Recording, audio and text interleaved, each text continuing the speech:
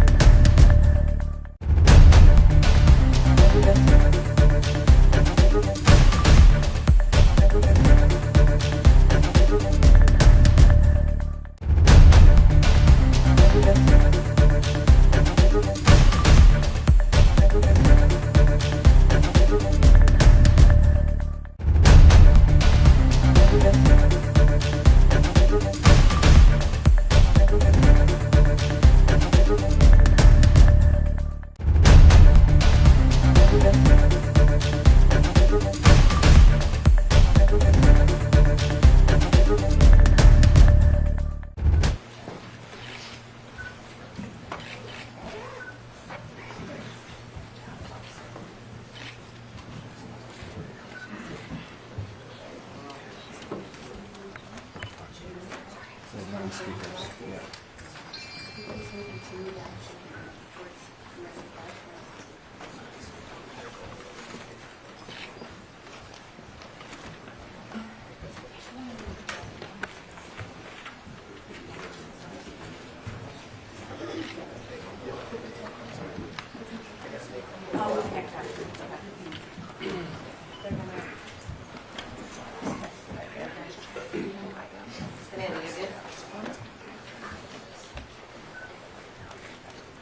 Okay, everyone ready?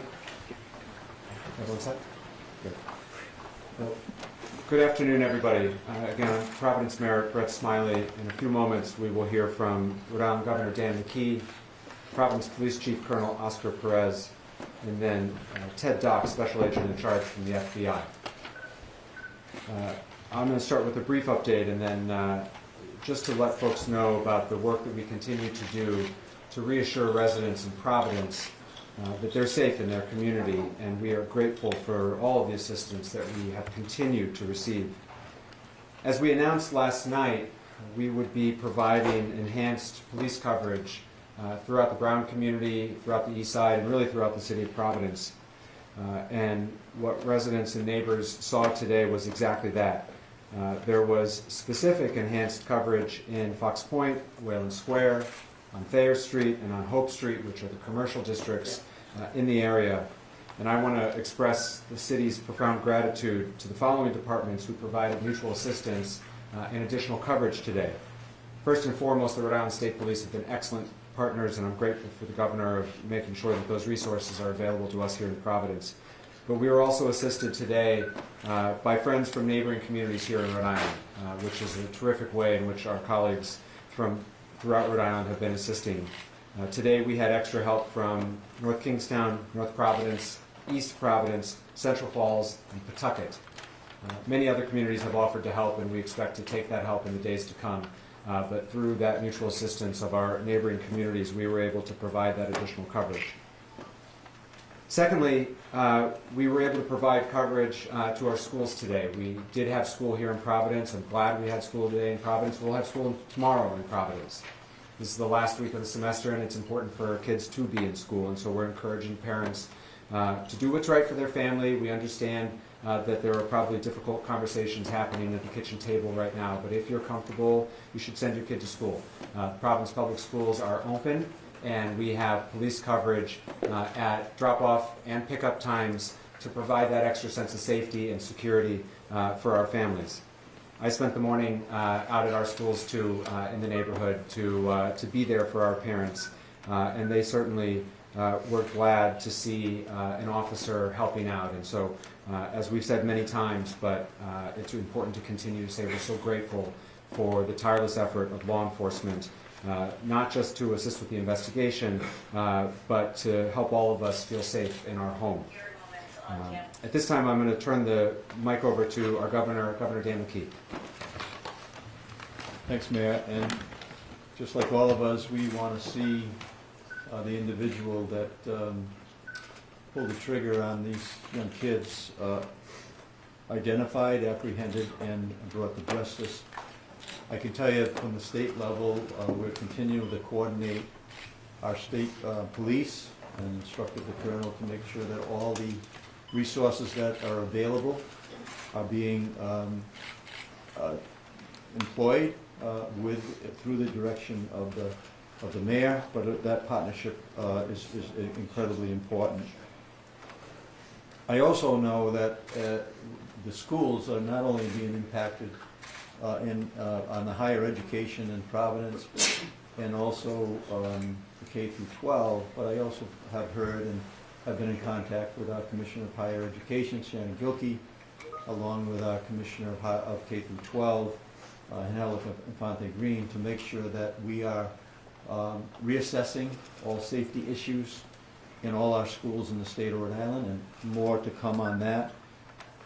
The issues that have to do with mental health, coordinating around the state through our higher ed and through our K through 12. I've assigned Director Rick Leclerc to make sure that they're coordinating all of the social services, all the mental health help that's out there, so that we can kind of also deliver that on a statewide basis.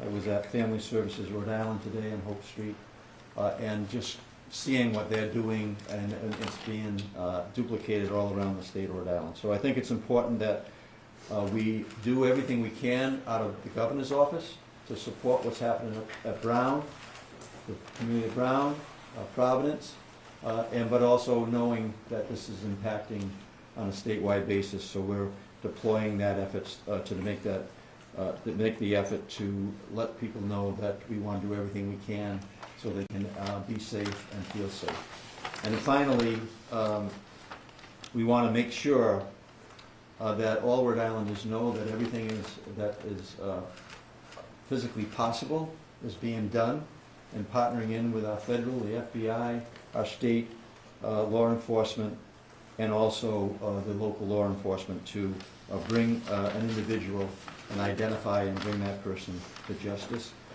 We also have been involved in communicating with the League of Cities and Towns today.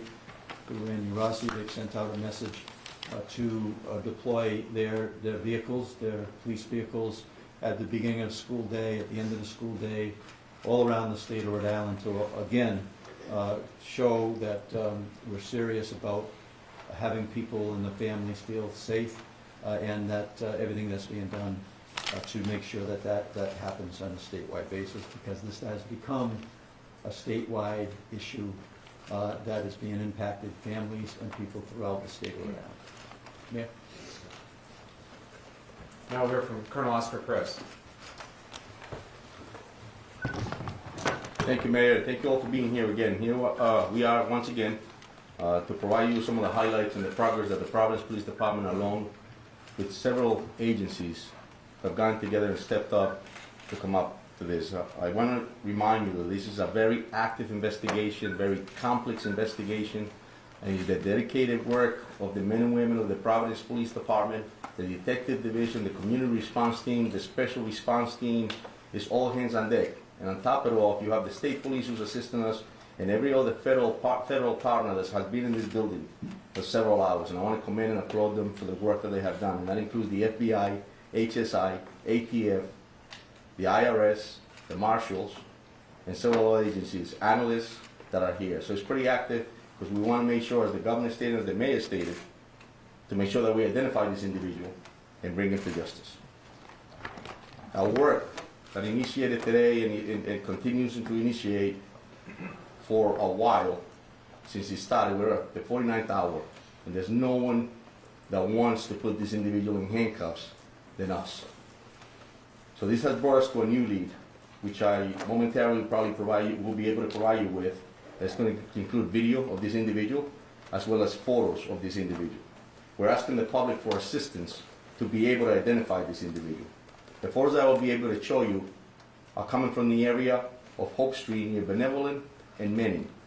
And those photos and those videos were retrieved around 2 p.m. on Saturday the 13th. And we believe that that's the same individual that we showed you from the previous video that we released. The public is encouraged to use the tip line, which is pretty active. We have a tip line which is staffed with officers from the Providence Police as well as analysts, and they're taking calls as we speak.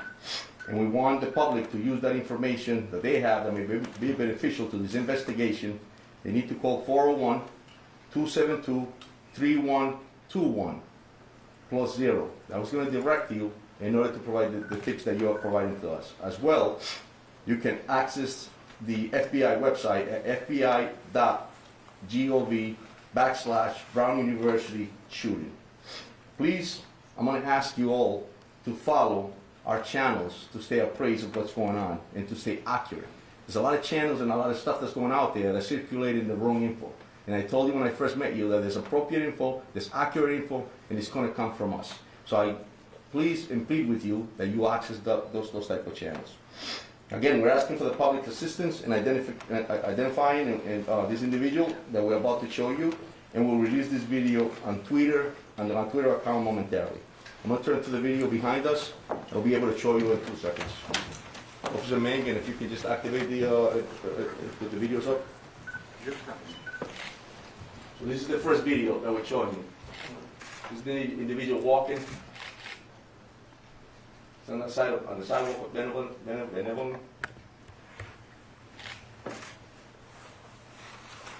And this is prior to the incident. Here we go again with the video too, Mike. Again, you see him walking.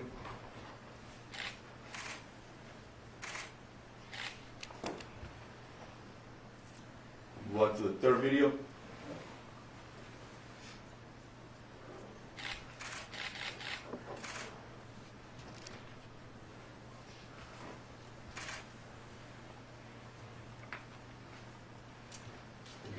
This is some photos of this individual.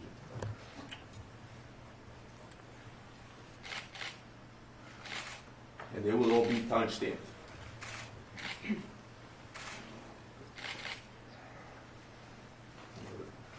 Pass forward.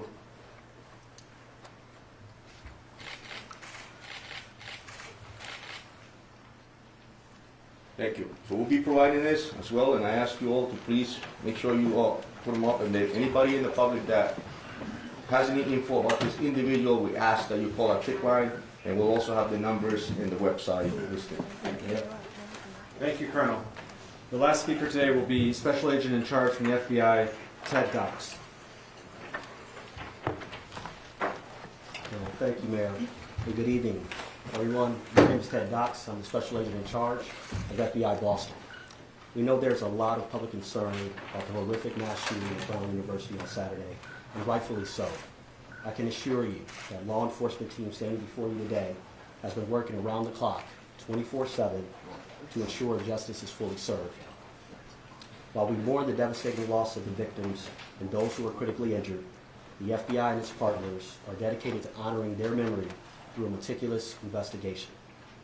Tonight, as Colonel Perez stated, we are renewing our call for the public's assistance in seeking any and all information about the shooter. No amount of information is too small or irrelevant. We are also here to announce the FBI is now offering a reward of $50,000 for information that could lead to the identification, the arrest, and the conviction of the individual responsible, who we believe to be armed and dangerous. We're asking everyone in Rhode Island and beyond to review the new images of the suspect, share them on social media, and come forward if you have any information. You can contact the FBI at 1-800-CALL-FBI or the tips provided by the police department at 401-272-3121, or you can also provide tips electronically and submit it to tips.fbi.gov. We're also doubling down on our efforts to obtain images and video of the shooter. Those can be submitted online at fbi.gov/Brown University shooting. Our agents and analysts are fully embedded with our law enforcement partners, including Providence and Rhode Island State Police. We are tracking down leads, canvassing neighborhoods, and developing intelligence. And right now, our evidence response teams remain on campus processing the scene. And folks from our lab from Quantico are documenting the trajectories of the bullets to reconstruct the scene. It's painstaking work, and we are asking the public to be patient as we continue to run down every lead so we can get victims, survivors, and their families, and all of you the answers you deserve. Thank you. Mayor, can you tell Chief Oscar to say a statement in Spanish, please, for Spanish media? Thank Yes. Gracias, sí, verdaderamente estamos acá esta noche para demostrarles los highlights del progreso que hemos hecho en el departamento, y quiero identificar que es una colaboración del Departamento de la Policía de Providence, el personal de este departamento, también incluye las policías del Estado, obviamente los federales, partners de nosotros, como el FBI, el HSI, el ATF, el IRS y también la oficina de los Marshals también están incluidos. Acabamos de mostrar 3 videos, los cuales depictan lo que es esta persona que estamos buscando, y le pedimos al público que realmente, si ven estas imágenes y lo conocen a la persona, que llamen a los números que le acabamos de dar y que los puedo dar cuando terminemos acá, para que ellos nos den esa información y así nosotros tener la posibilidad de identificar a esta persona y traerlo a la justicia. Colonel, Mr. Mayor, Attorney can General, you with there? these new images that are Dan, being go ahead. released- Hi, Mayor Dan Jady from NBC 10. I just want to ask a question. These videos and images were actually very good that you just showed. They were from the day before, and I'm just wondering, why didn't we release these a little bit earlier? Did you just get them today? And can you explain, because that's going to be a question from you. Of course, and that's a great question, Dan, and I'll tell you that it takes time. I've mentioned it before that investigations are very complex. And when you're doing canvassing areas, or when you're developing evidence, sometimes you get directed to another direction, and then that's what makes you go back to certain areas and continue to investigate. Here we are at the 49th hour, but I got to commend the dedication and professionalism of all of us that I mentioned earlier, because it's that passion to bring someone to justice that led us to get this info that we got today to be able to provide to you. Colonel, Mayor, you still- General, Colonel, you with still these leading images- Colonel, you with still these leading the images and investigation? One second. Sorry. With these images and videos, are you all going to distribute them to the media? Can you distribute them? 100. And then, you are. So, And then, yes. Mr. Attorney General, yesterday you made it clear we didn't have an image of this person's face. Now these images show we do have this person's face. Is this going to be key in solving this case, which you seem very dedicated in doing? Yeah, look, I think, as I've said multiple times today, that these investigations are like threads that you pull on a garment. And some of them you pull and the garment doesn't open up, and other ones you pull and the garment comes undone. I think when you go out and get a better image of the person's face, that can only help the public, help us identify this person and confirm that they're the right person when that time comes. The prosecutors today have been working with the law enforcement agents and police officers to advance this investigation, and I would describe today's work as making steady progress to identifying the person that we saw in the video that was released yesterday, and the sooner we can identify that person, the sooner we can, I think, blow this case open. But that's work that has to happen in the next 24 to 36 hours. Mayor, What's led you to believe that there was no further threat to the community today? You mentioned yesterday that there was no additional evidence. Can you just expand upon that to? Yeah, it's the same. It's the same as yesterday, which is ever since 4:05 on Saturday, which was when the first call came into ground. There's been no new, credible, specific threat anywhere in the Providence community. With respect, having anything. Mayor, there was no threats made prior to the shooting, so how can people feel safe with that information? The way in which we are trying to reassure our residents is through a noted, visible police presence throughout the community. It is going to be hard for my city to feel safe going forward. This has shaken us. That will be true tomorrow. I suspect that'll be true the day after the general convicts someone. This is a process to restore a sense of safety. But we're going to take those step at a time. And the first step in what we're trying to provide today, and which we did well with the assistance of our neighbors, and we're grateful for it, is a noted, visible police presence to provide some confidence for families that are taking their kids to school, people who have to get to work a shift. I spent lunchtime today walking down Thayer Street. And for our guests, Thayer Street is the commercial district right adjacent to campus. And I talked to one of the women at Antonio's, which some of you know is a pizza by the slice joint, and she said, I didn't want to come to work today, but I needed to work. I needed to take the shift, and that's a very real thing happening in our community right now. But she noticed, and she appreciated the fact that there were patrolmen walking up and down Thayer Street. It made her feel a little bit better. And when she comes to work tomorrow, I hope she feels a little bit better after that. That's where we are right now in terms of restoring a sense of safety to the community. And that's what we're going to continue to try to do. Mayor, to that point, Phil, go ahead. Mayor, 2 questions. Yeah. To that point, a lot of people scared right now, a lot of people confused right now in the city. Can you speak to them directly, summarizing what you just said or any other thoughts from the heart? Yeah. Your take right now, is Providence safe? Yeah. Providence remains a very safe city, and Providence receives really the best law enforcement, I believe, in the country. And today, especially at this moment, it's being augmented by great professionals of other Rhode Islanders, the state police, and others, and our federal partners. But my sense of the community right now is that this is starting to get very real and very personal. And I heard that today. I heard that last night at the vigil. We're all 2 degrees of separation from one another. And now people are starting to share stories with one another of, oh, my neighbor was nearby, and oh, my friend's kid was supposed to go to that review session but didn't. I'm starting to hear those stories, and I think all the Rhode Islanders in the room are starting to hear those stories. I heard that story again today with one of our customers is one of the teachers. And so it's starting to get very personal for our community, which is hard. And that's, I think, where we are sort of emotionally in the process. But we're here from one another. That's the scary side. The upside is that this is a tight-knit community that looks out for one another.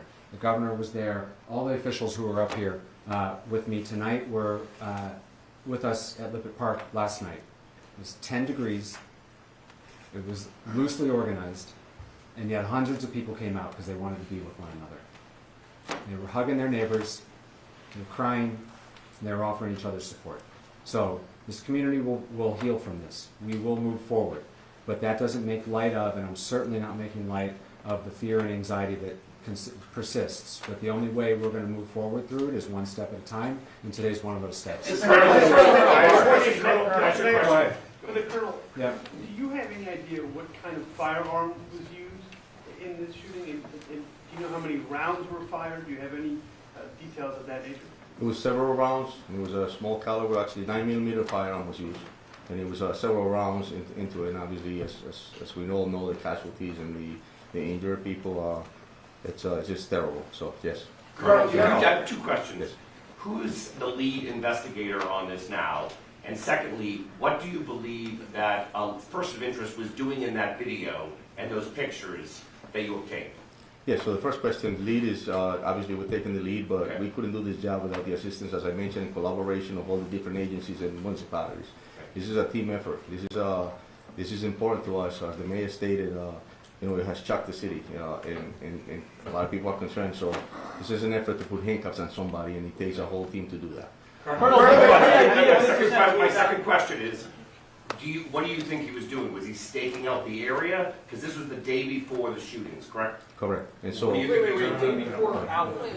Was it hours before, days before? so it was a few hours before, and I'll tell you that at this point, that's all we have. So it was a few hours before what he was doing. We'll be able to find out further once we come to investigate. Colonel, with Go ahead, respect John. to, John DePietro, Road Patrol Life.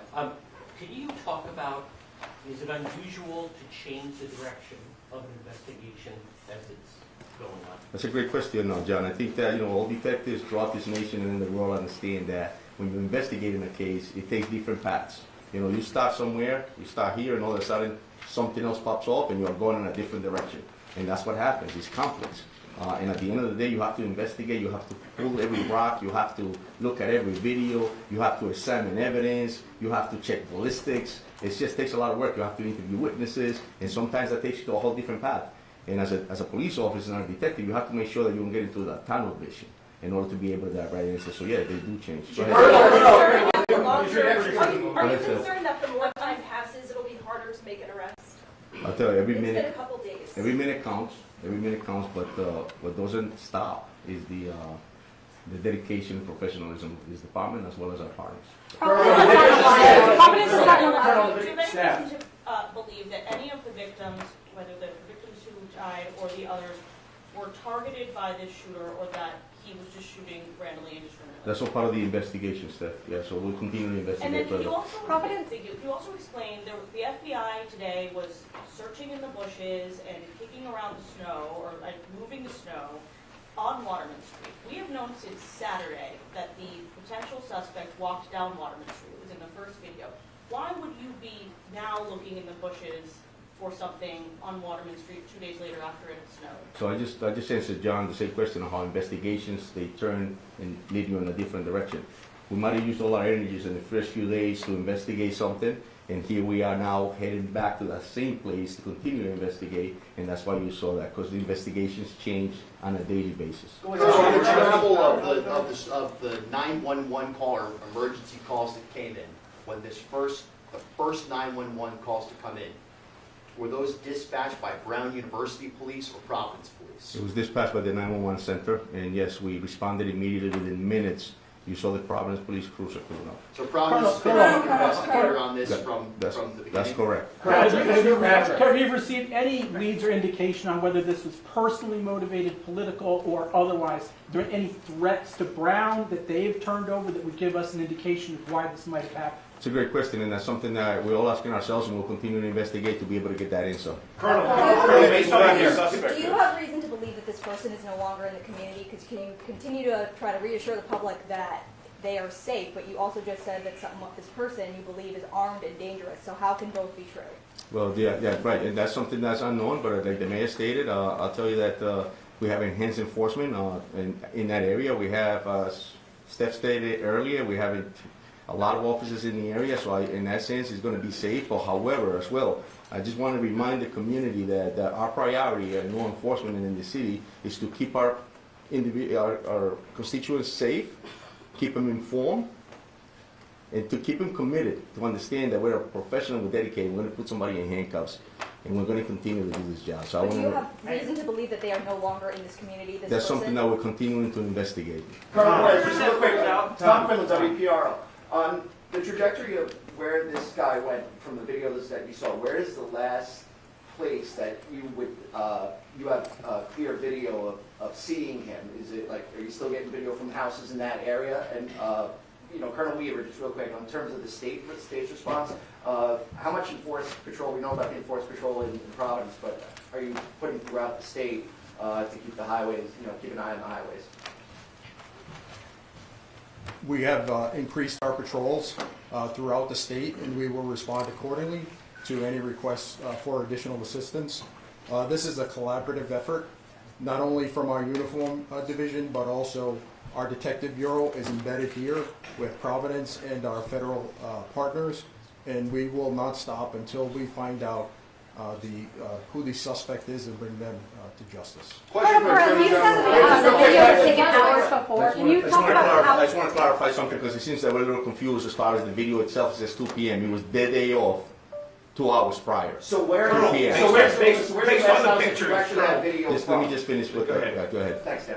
Where's the last video that you actually have video from in that It's area? in the vicinity of Hope Street between Benevolent and Menzies. And that's before the shooting? That's correct, yes. 2 hours, right? Yeah, 2 hours prior. My turn, Bill. Dan. Tom, this video that you just released, more than anything, is key to wrapping to this case, okay? We have a closer picture of his face, we have a closer picture of his body.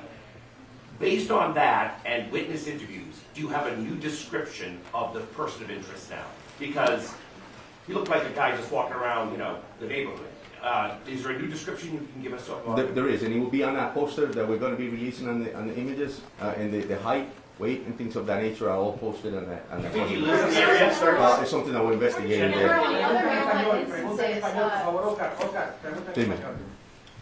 Desde ayer se han filtrado a la prensa Sí. el nombre, la fotografía y hasta la casa de la persona de interés que estaba bajo custodia. Sí. Si quiere responde esta pregunta en los dos idiomas. Sí. Hoy habían algunos medios haciéndose eco de que había una segunda persona de interés en custodia. Este no es el caso porque no he escuchado absolutamente nada en esta conferencia que se refiera a eso. ¿Me puede usted decir cuánto o cómo están manejando ustedes la información dentro del departamento y cómo se está filtrando a la prensa? Claro. Porque esto crea confusión, obviamente. Sí, sí. So the gentleman just asked a question about how information is getting filtered into the community and out from us. And the question was that past few days an individual was identified and was detained.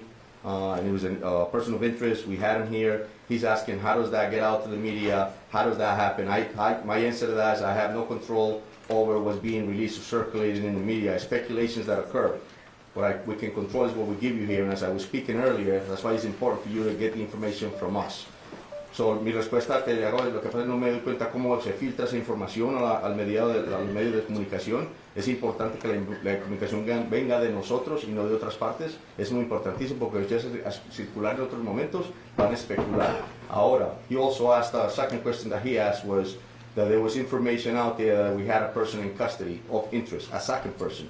And that's not true, that's incorrect, and I don't know how that's circulated in speculation. So my answer to him is that, no, eso es mentira, hasta el momento no tenemos otra persona en custodia, lo único que tenemos es lo que acabamos de informar. And building on that, Attorney General, Go ahead, Chris. There appeared to be an issue with 311 services during Saturday's incident. A lot of neighbors couldn't get notification. What issues were going on there, and has that since been resolved?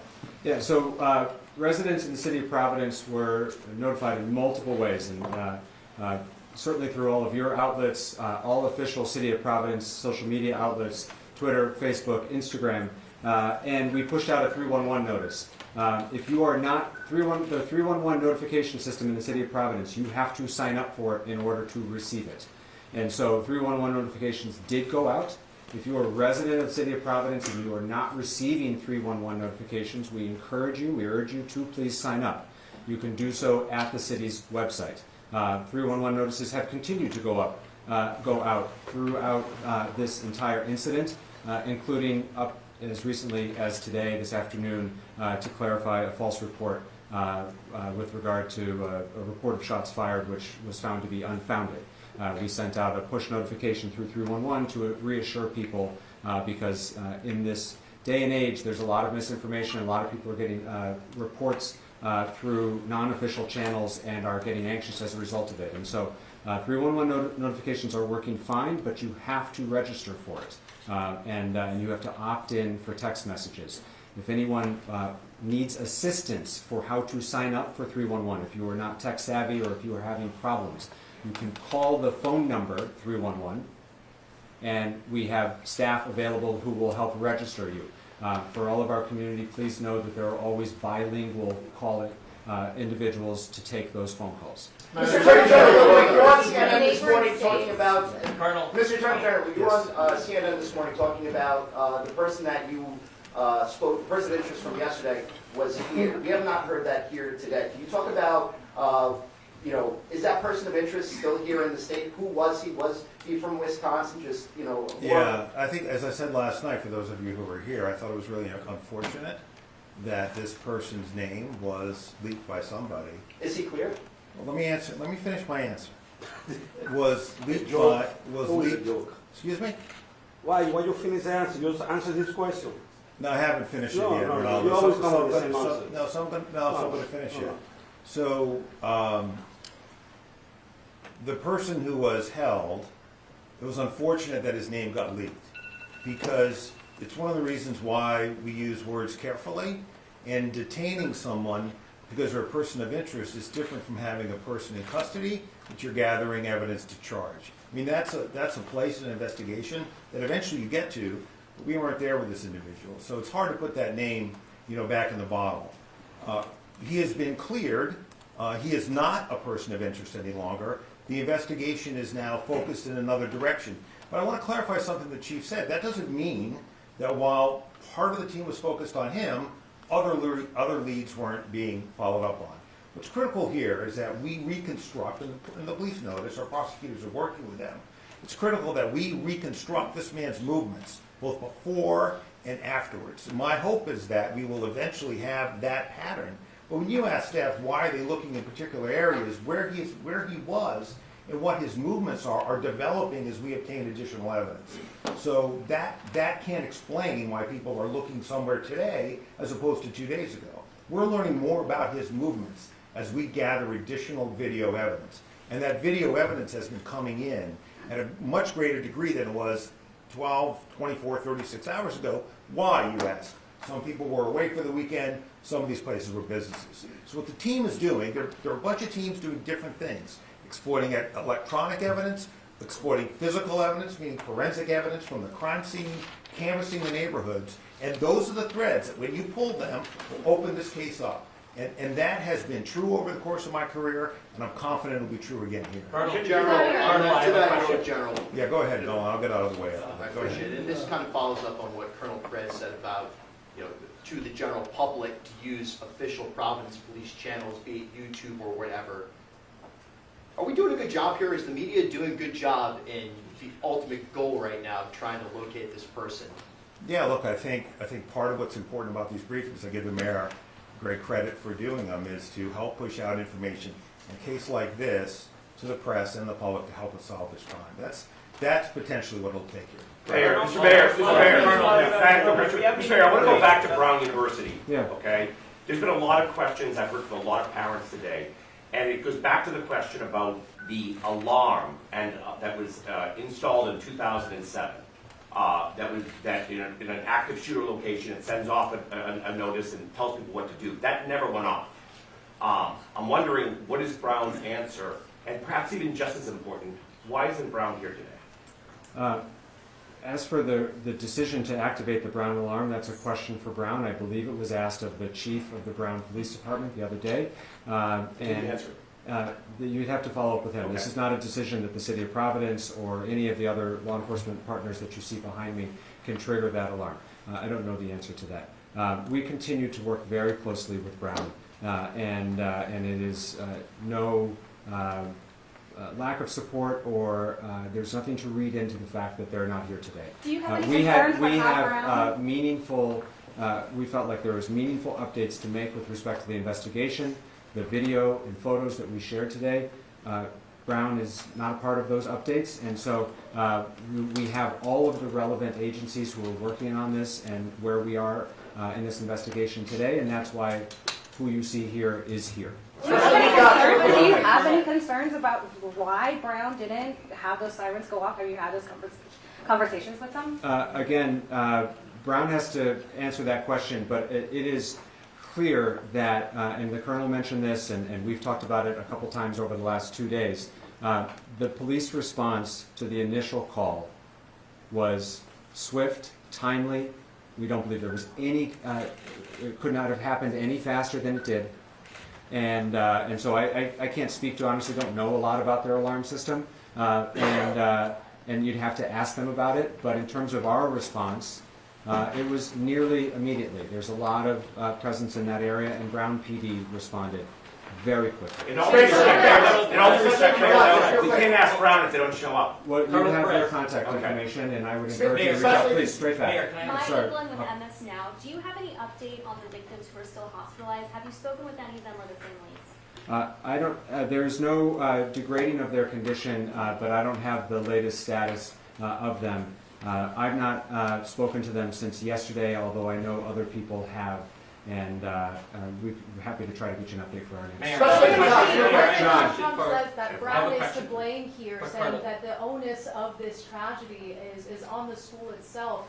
Do you think that's a fair criticism? Do you disagree with what the president is saying in response to the shooting, sir? Who's the question for? I'm sorry. For Governor McKee.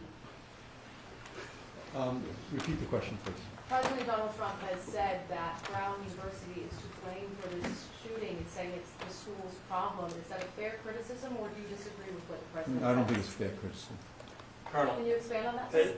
Why not? Because Brown University is not collaborating with you guys. You're lying to the press over here. They have facial recognition.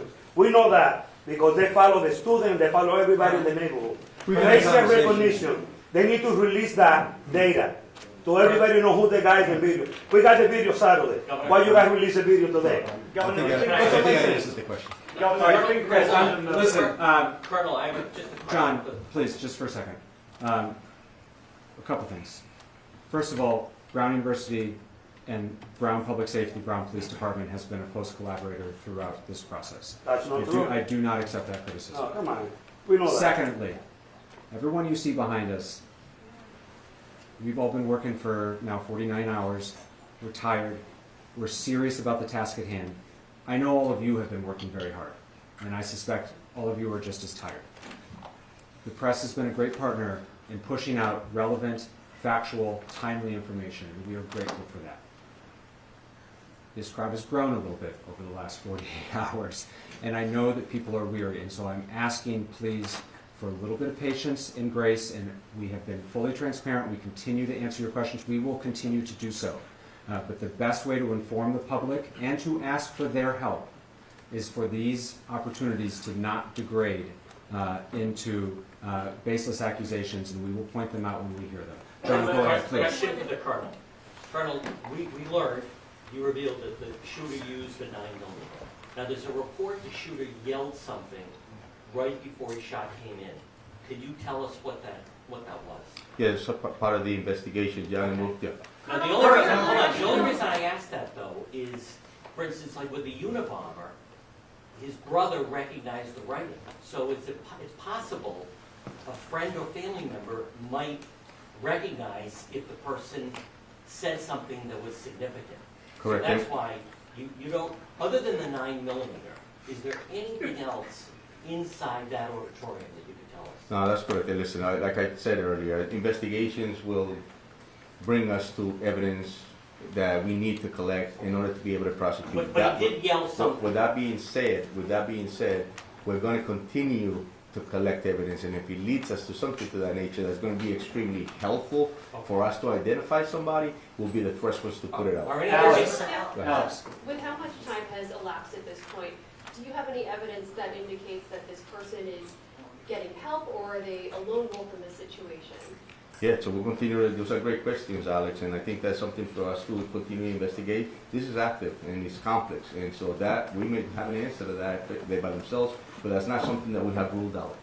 And we won't do that, so. Here, please. Colonel, where Colonel, you just are came you from. looking for both a living or a potentially deceased person of interest? We won't rule anything out. Like I told you earlier, this is a complex situation, it's fluid, but we'll continue to do our job in order to be able to get those answers. Did somebody actually yell? You were describing the suspect, or the person you're looking for, as someone in his 30s, another you said 20s. From what you've seen, the picture that you've seen, can you now, through FBI profiling that's been done, give us a better age and whether or not he has any connection at this point, 49 hours later, to that classroom, that lecture hall, and to the Brown University campus? Can you say that lecture hall was targeted? Because we saw the video of him going around the neighborhood that you just showed us, but he didn't go anywhere else into that campus. So can you say that that classroom was targeted? I'll tell you that, what I can tell you is that this individual definitely targeted Brown University, because clearly that we're here speaking about that. And I can also tell you that obviously it's something that we're looking into as far as there was anything else that he was targeting, but it's all open. Was there another question to that, Bob? I asked you about the approximate age, because Yeah. this is the first time we're seeing his face. And just like with the marathon Yes. bombers, when the authorities finally put those pictures out, Yes. within hours, Yes. those people came up. So now that for the first time the nation is seeing this image, Correct. frontal image of this suspect, Yes. what are you able to, and the SAC from Boston especially, what are you able to now determine? And we have that, and they have been extremely helpful, and we're going to be able to provide that to you so that you can put it on your own websites. But you have that right now, that's actually.